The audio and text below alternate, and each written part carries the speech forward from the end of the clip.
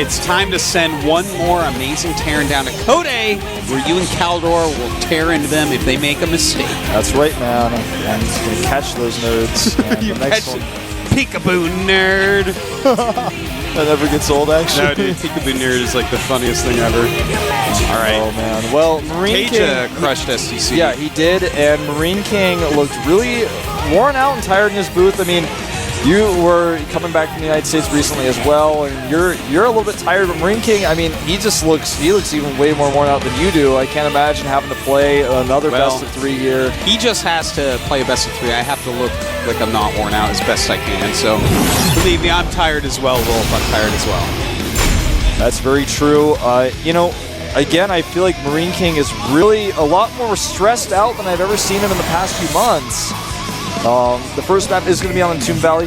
Now, TaeJa pretty much crushed the STC, but part of that was because STC did all-in builds and TaeJa defended them. To play against MarineKing's mech style like we saw earlier against the STC, for one, is going to be something completely different than what we saw in TaeJa's previous TVT. That is true. Well, Entombed Valley. What do you think we're going to see here, Wolf? Well, anything is possible. Banshee expands are quite popular on this map, as are One Barracks expands. I don't think we'll see a command center first, but it is entirely possible. Only time will tell here at the GSL Code S with Wolf and Artosis.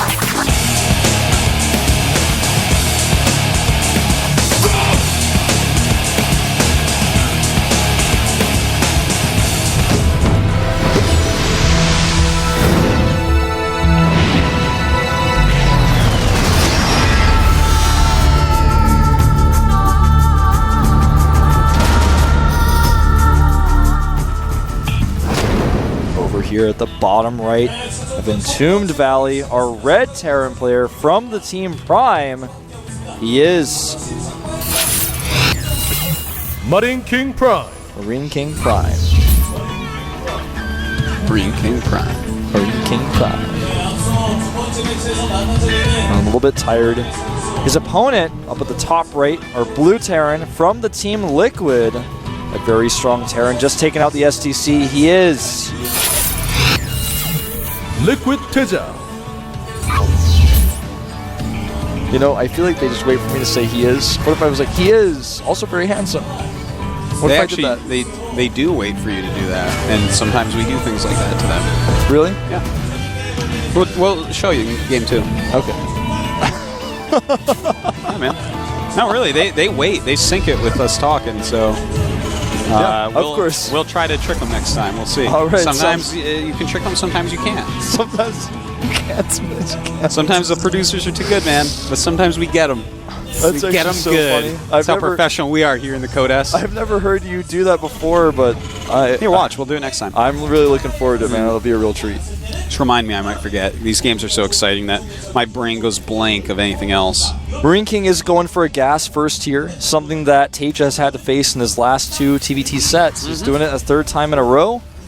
But I don't think MarineKing is going to proxy. I don't think so. I think MarineKing's just going to do a Banshee expand that's a fast Banshee. I don't even think he's going to go Cloak. I think he's going to stick with the 1 gas. I think that's a great build.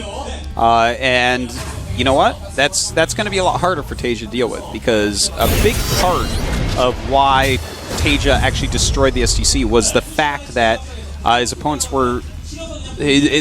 buildings were right near him. Yeah. So that once the rush was over, if he lived, it was like, well, I guess you just can't make units now. You have to fly these home. You're going to be way behind. Yeah, very true. And these are good positions for Banshee play because they are close by air. There is basically a straight shot to TaeJa's base and an escape path that works out pretty nicely. Not a lot of dead space on this map to float Banshees around, though.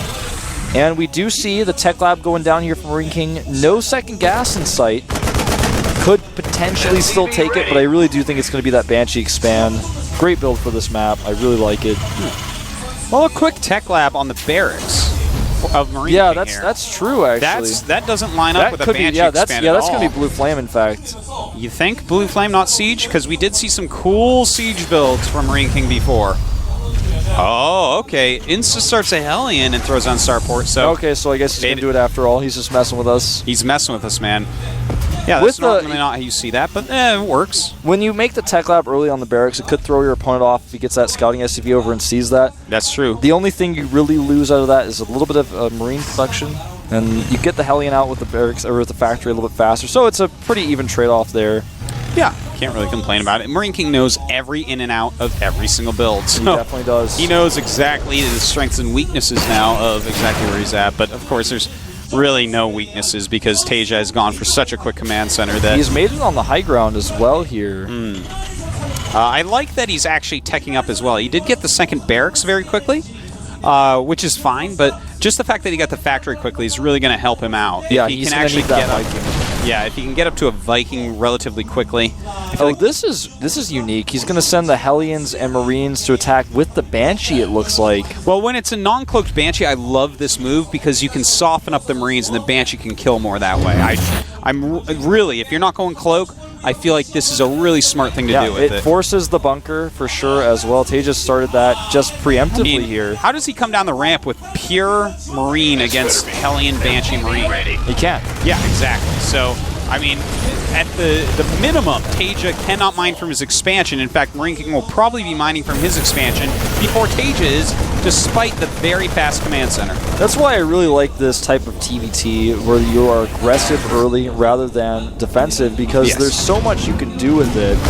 I think that a lot of Korean players feel like economy, I gotta get that command center up first, but I really like what sort of opportunities you have with the build like we see from MarineKing here.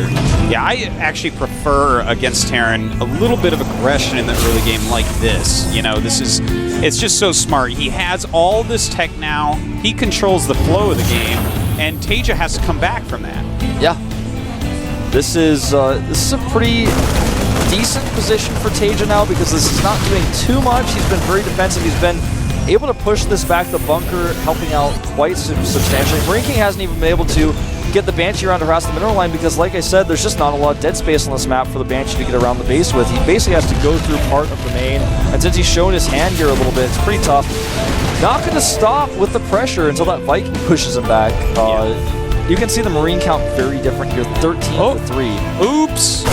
Little mistake there by MarineKing. Could turn into a big mistake if TaeJa decides to push relatively soon. Yeah, which, based upon his build, I would say absolutely he's going to do. He's going to have Vikings for air control, siege tanks with siege mode to push in, and then just 2 barracks Marines to have a bunch of units to buffer in between. So that's going to be hard to hold on to. And in fact, I feel like MarineKing needs to switch his Starport over for a reactor because he doesn't have air control.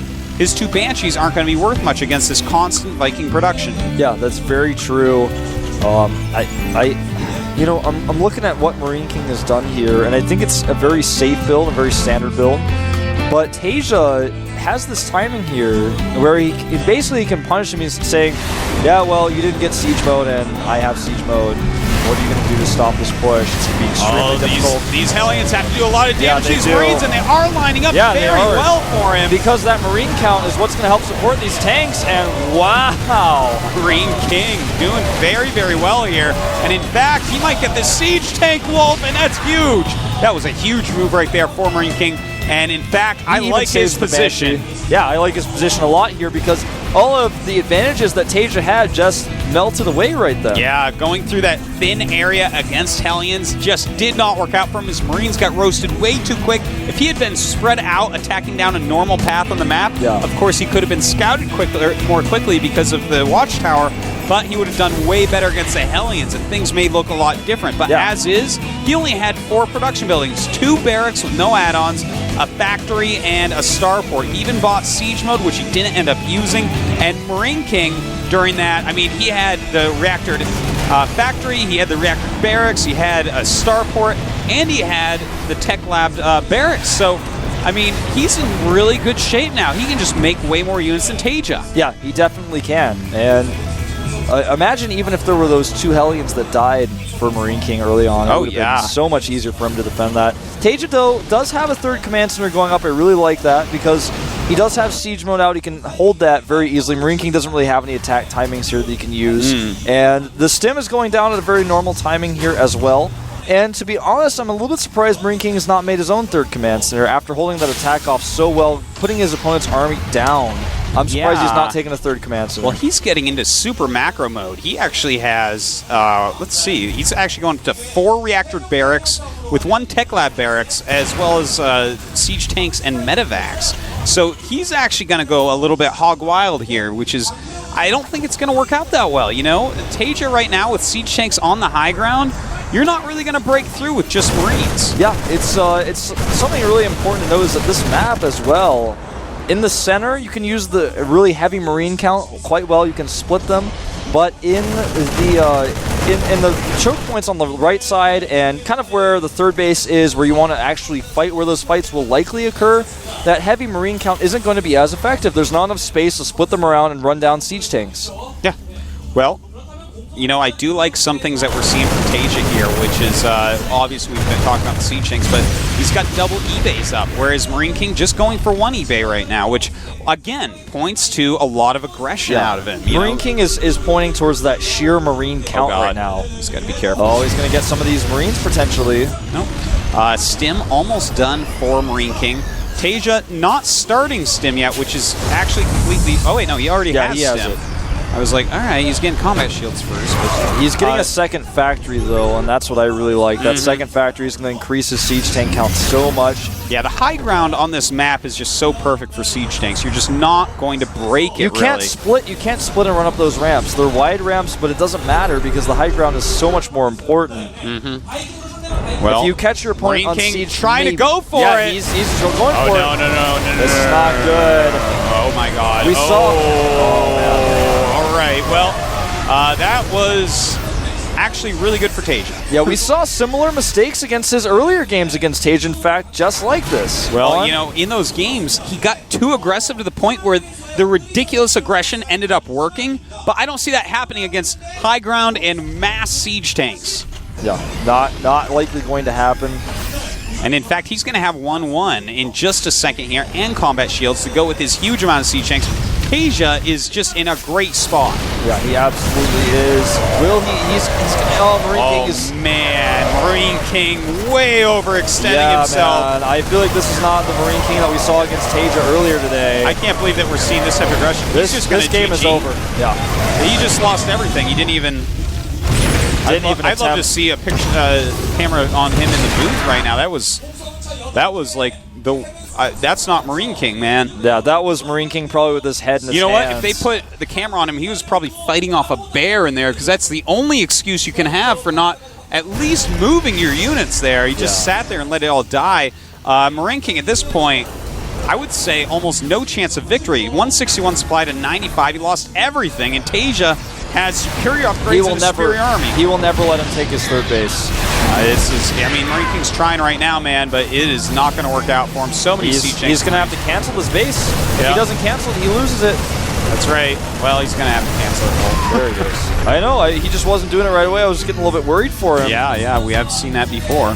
And this is like a forever contain. Yeah. You know, like that Forever Alone meme? This is a Forever Contain, and you can use the same face for it. Because that's how it is not going MarineKing to make you feels right happy. now. Yeah. I mean, he's not going to break out here. There's too many siege tanks. MarineKing is building another command center. It looks like he wants to actually float into... Oh, he's going to catch some of these tanks here, but the problem is TaeJa comes at the same time. Way too many units. GG. Sheer numbers. Wow. MarineKing looking really upset right now. Yes. This is... You can see that in his play. A little bit of hesitation in his play. How can you see him, Wolf? Overcommitting, and I really just feel like we saw him overcommit a little bit in his previous games against TaeJa. But in this game, it's like he's at the next level of overcommit because he's a little bit more tired. Yeah. Every hour he has to be here and be awake right now, it's going to affect his play. It's so hard to come off a plane and play the next game. That's so hard. That's true. And I couldn't believe how aggressive he was that game. You're playing against high ground siege tanks. The guy can take a third base very easily. I mean, it's TaeJa. He's not going to get himself into such a terrible situation that you're going to kill him by stimming and running up a ramp against siege tanks. Call me crazy, but crazy. What I think maybe happened is, this is not the best build for this map. His Marines, and he may have been like, I didn't mean to make that many barracks. Why am I doing this? I'm tired. I'm not thinking straight. Then he was like, I got to do something with these Marines. Maybe I can split them and run in here. The tanks were on siege, but there was just too much buffer. He couldn't close the distance. They're so far back. That ramp is so big, and he just tried to split his Marines around there because he knew he had that Marine count advantage over his opponent, and he tried to make use of it. I think that might have been what happened. It's hard to make that judgment here, but it just seems like there was not a lot of usual finesse in MarineKing's play here. He's just way too tired. Of course. I mean, best Terran in the world doesn't normally play that over-aggressive. He plays over-aggressive a lot, but it works for him because he's MarineKing. This time, he needs to not play like that. The map is going to be dual site wolf. I think this is really going to be a better map for him to play, over-aggressive on. Yeah, definitely so. Definitely better than Entombed. It's a much better map for that Marine-heavy style for sure. And, you can even mech on this map if you want to, but sure. I don't know if that's necessarily going to be his game plan. With how tired he is right now and how difficult mech is to play. Marine, yeah. I think it's going to be basically the same build we saw from him last game. He may open a little bit differently as this is dual site, but only time will tell, as I always say, and it's going to be MarineKing against TaeJa. TaeJa up one game away from advancing here at the GSL Codes for Tosis and Wolf.